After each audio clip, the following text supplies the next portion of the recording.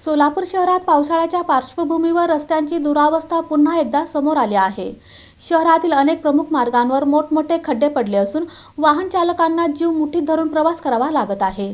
सोलापूर शहरात पावसाळ्याच्या पार्श्वभूमीवर रस्त्यांची दुरावस्था पुन्हा एकदा समोर आली आहे। शहरातील अनेक प्रमुख मार्गांवर मोठमोठे खड्डे पडले असून वाहन चालकांना जीव मुठीत धरून प्रवास करावा लागत आहे। खड्ड्यांमध्ये पावसाचे पाणी साचत असल्याने त्यांची खोली लक्षात येत नाही आणि त्यामुळे अपघातांच्या घटनांमध्ये वाढ होत असल्याचे नागरिकांचे म्हणणे आहे।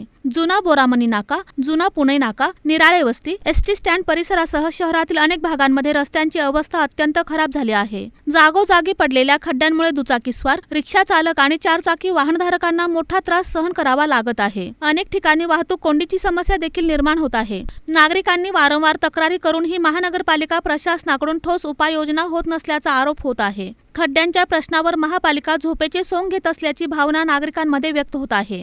एखादा गंभीर अपघात किंवा जीवितहानी झाल्यानंतरच प्रशासनाला जाग येणार का, असा संतप्त सवालही नागरिकांकडून उपस्थित केला जात आहे। पावसाळा सुरू असताना रस्त्यांची तातडीने दुरुस्ती करून खड्डे बुजवावेत, तसेच नागरिकांच्या सुरक्षेला प्राधान्य द्यावे, अशी मागणी सोलापूरकरांकडून केली जात आहे।